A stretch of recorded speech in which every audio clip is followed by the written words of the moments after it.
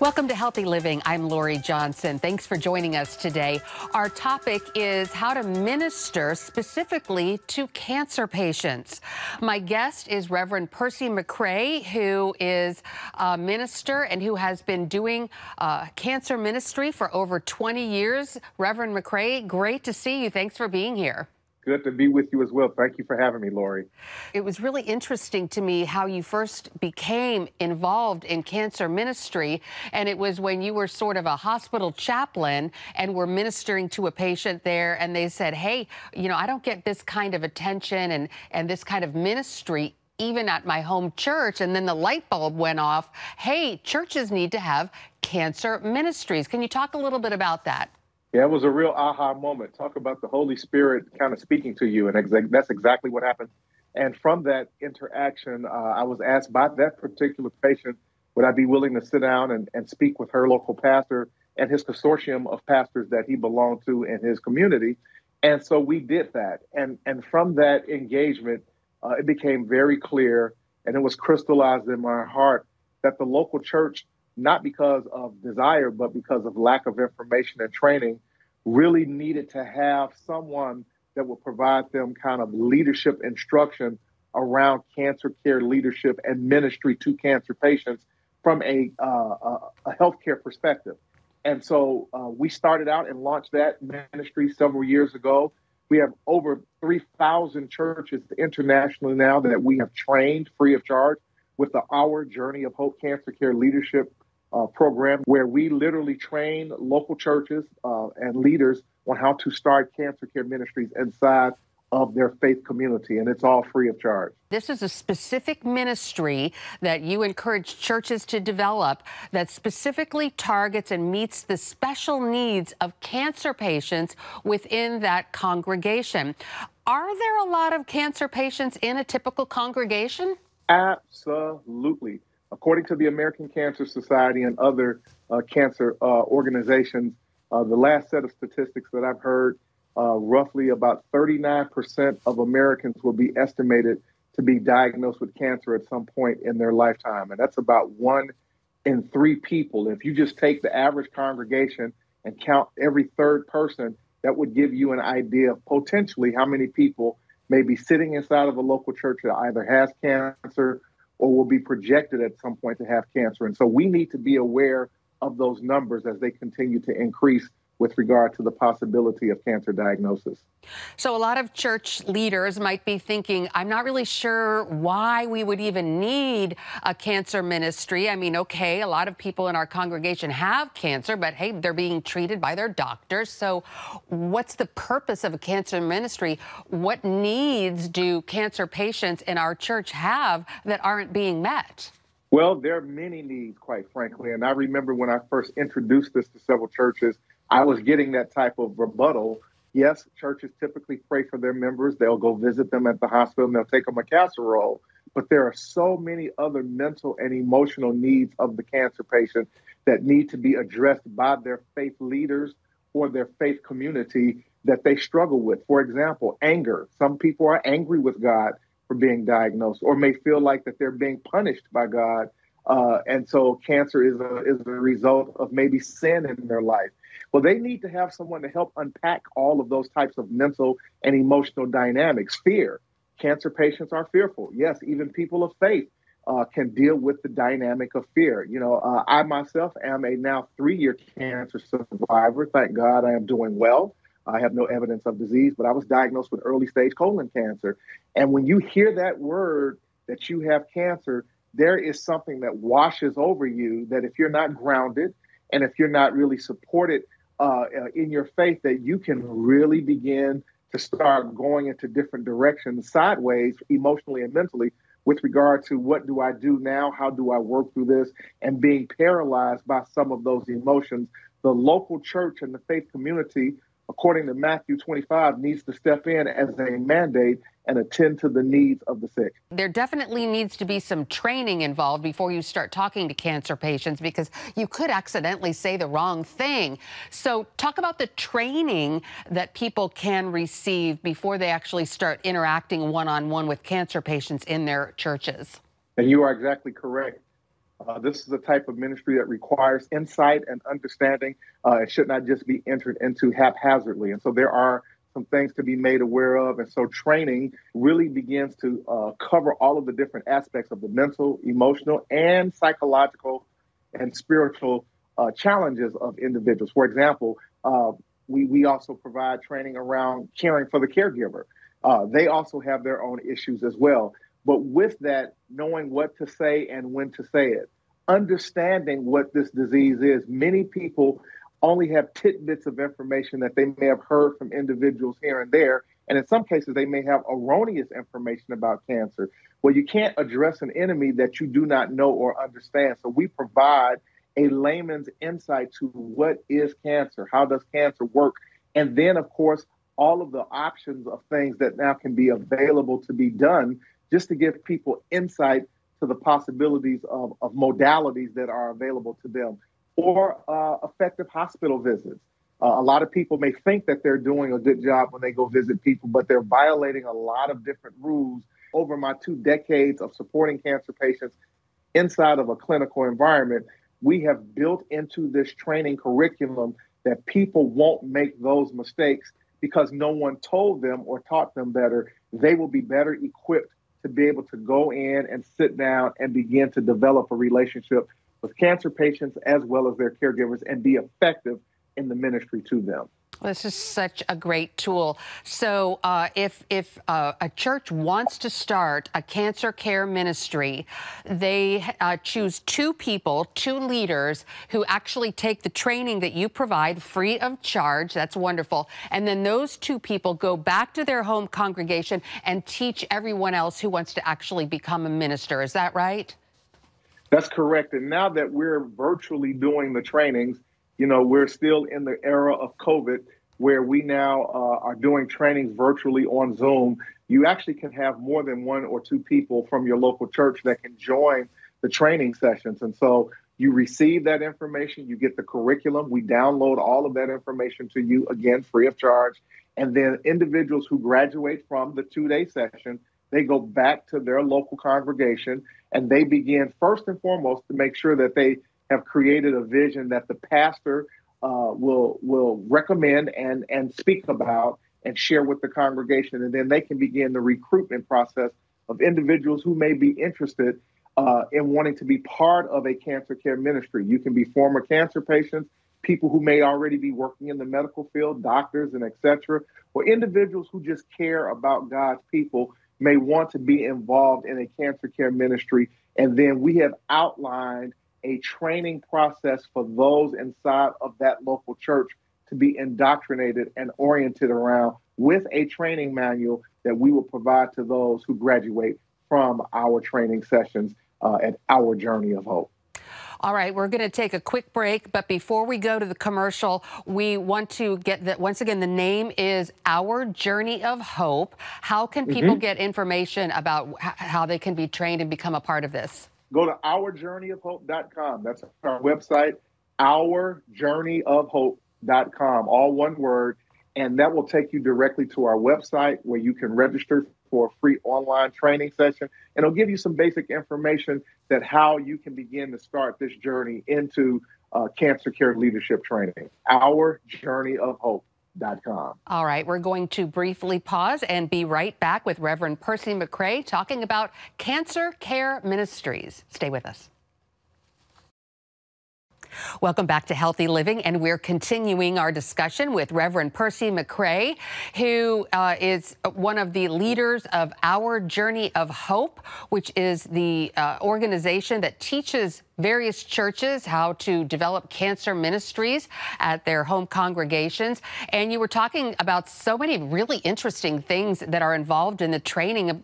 I found particularly interesting what to say and what not to say to people who have been diagnosed with cancer. I was noticing in some of your literature, you said one of the things to say or to avoid saying is, I know someone who had that and they died. Can you kind of elaborate on some of the ways that some of the language that we need to use when we are dealing and talking to people who are going through cancer treatment? Absolutely. It's imperative that we be sensitive and cognizant to the fact that cancer patients are very sensitive, obviously. because they've been given a diagnosis of a very deadly disease that historically has not had a great reputation when people are told that. Of course, we now live in a day and age where people are living much longer with a diagnosis of cancer than any time before, and that's the good news. But we need to be mindful of, first and foremost, sharing horror stories of previous cancer patients' experiences that we knew. First and foremost, that may not necessarily be this particular cancer patient's experience at all. So we shouldn't share stories that happen to other individuals. Every cancer journey is unique, it's individual, and we need to allow the spirit of hope to be part of that person's unique entrance into this discussion. So we need to be careful not to share horror stories of the past. We need to also be mindful of telling cancer patients, I know how you feel. Unless you have walked a journey of cancer, and unless you have been in that scenario, you really don't know how they feel. And that can become a bit disconcerting for a cancer patient to hear someone say, I think I know how you feel, when really you don't. So again, one of the key elements in communication with cancer patients is allow the patient to drive the bus. And that euphemism basically means allow them to dictate the terms of the conversation.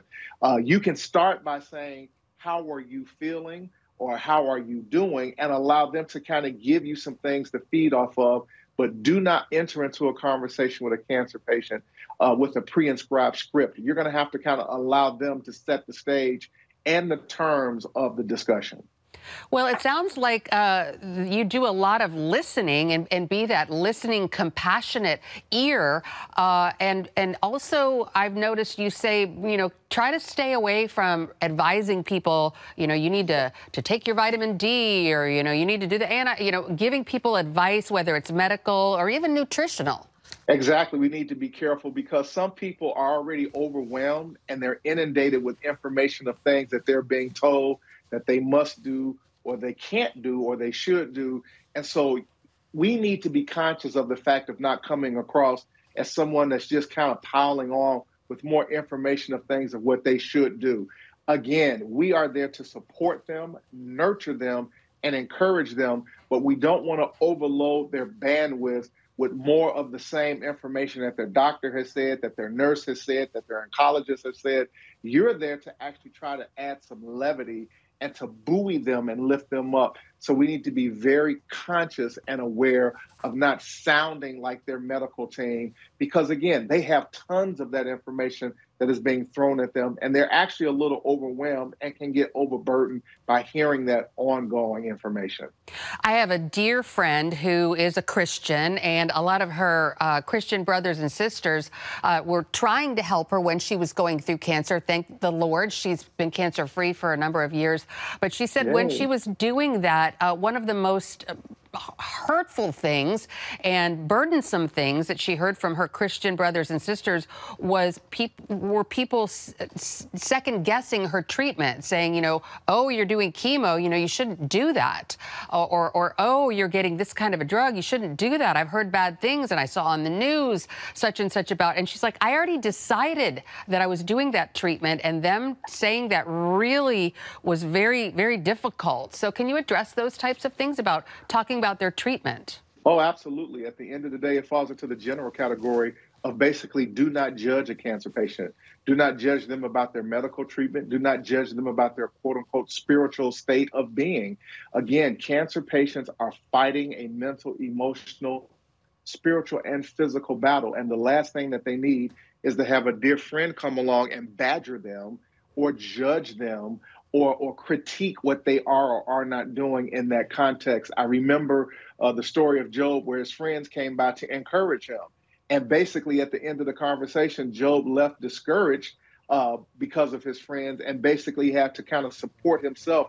And we don't want to be that type of, and people mean well, they have good intentions, but at the end of the day, we must respect and allow the cancer patient to make their own choices and respect their decisions, and support them in that and not judge them, because it becomes counterintuitive to them mentally and emotionally. And it can have a negative impact upon them because they feel weighed and burdened down by the fact that their friends or their family members are not in lockstep with them. And they therefore then feel lonely and isolated. Such great information. We're going to take another quick break and be right back with Reverend Percy McCray talking about how to minister to cancer patients. Stay with us. Let's continue our discussion with Reverend Percy McCray about how to minister to cancer patients. We talked a lot in the last segment about what not to do. Let's talk about what we do say and how the words that come out of our mouth that can be uplifting and encouraging when people are questioning their faith, for example. How could a loving God let this happen to me? What do you say in a situation like that? Yeah, I've been in that situation many, many times, and that's a tough place to be. There's no question about it. But the first thing that I will say to people is do not make up anything and do not create some off-brand theology to kind of let yourself off the hook. At the end of the day, we simply need to be mindful of the fact that we need to choose our words wisely of what we say and how we say it to a cancer patient. Here are some things that we should remember that we can use at all times. Ask open-ended questions of the cancer patient. How are you feeling today?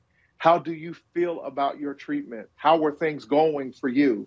And allow them to give you information. But what happens for us, particularly as believers, we think that we are supposed to have ready-made conversation and statements, almost a sermon, if you will, that we come in and we have all of this information that we want to give and all of this verbiage that we want to say to an individual. And that's just the wrong thing to do because we don't know the situation, the tone or the temperament of the patient or the circumstances of their day at that moment. We've got to find out what's going on with them, how are things, but we cannot judge them and we cannot take the position of, well, obviously, maybe you sinned in your life or you did something to bring this upon you.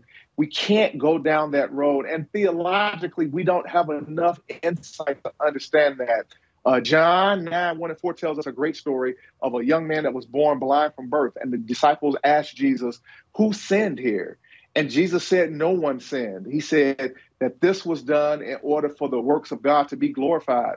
And so we need to step back and step away from trying to answer or give a reason for why something has or has not happened to an individual.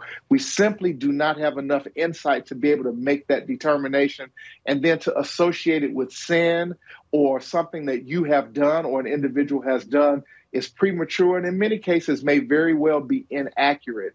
We need to support people with the idea of the fact that God is faithful, that God loves them, and that God cares for them, and that he is not judging them at the end of the day. And so we need to encourage them around the Psalms, Proverbs, all of those scriptures that talks about that, lo, I am with you even unto the ends of the earth.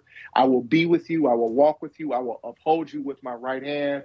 But that God is not judging them is a very important school of thought that we need to stay away from and not allow the cancer patient to dwell upon. Wise words. Great advice. All right, we're going to take one final break and be right back with Reverend Percy McCray. Stay with us. Welcome back to Healthy Living. Let's get back to our discussion with Reverend Percy McCray about how to minister to cancer patients. We've talked a lot about things to say, things not to say. And you did mention making casseroles, but there are a lot of physical things that we can do to minister to people who are going through cancer treatment, besides bringing them food. Like when people are going through chemo, for example, they're very tired and they may need help with things like housework, driving the kids, grocery shopping, things like that. Absolutely. And so this is called attending to the practical needs of cancer patients. I've actually written a free resource that outlines some of this information, and you can get that on my other website called Health, Hope, and Inspiration.com, which is a podcast that I executive produce and host. And we actually interview cancer patients and their caregivers to talk about these types of subjects. But one of the things that we need to be mindful of is that cancer patients have practical needs, but they may not be feeling well. They may not be physically able to attend to those practical needs.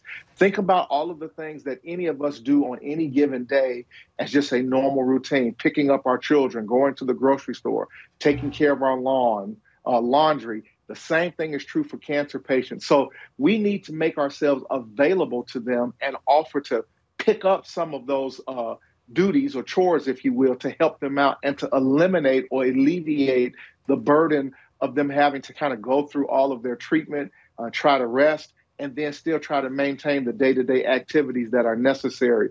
So practical needs, think of the things that you do every day that you need to do. That is also true for the cancer patient and or their caregiver. Offer to help take care of those needs. Go cut the grass for them. Yeah, go offer to go grocery shopping or pick up the kids from school if you have a relationship.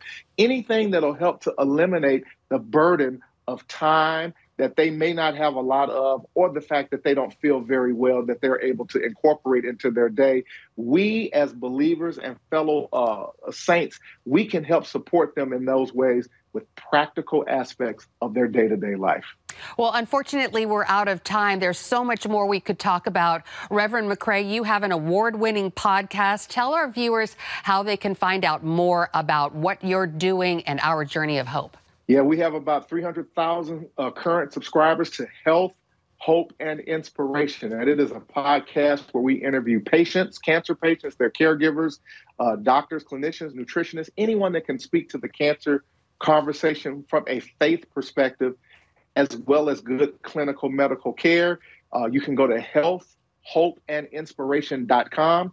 I have over 50 free resources, digital resources that you can download, that you can share with family and friends, that talks about finances, children whose parents have cancer, dealing with fear, any number of topics that are available on this topic, available free of charge. Healthhopeandinspiration.com. Tune in, subscribe, and share to everyone that you know who may be dealing with cancer and who are people of faith. Reverend Mcrae, it was great to see you. Thank you so much for being on our program today. And also thank you so much for the work you're doing and have been doing for decades. You're such a blessing to so many people. Thank you, my dearest. The pleasure is all mine. Talk to you soon. All right, I hope so. And thanks to you for joining us for this edition of Healthy Living. I'm Lori Johnson, and we'll see you again next week. Bye now.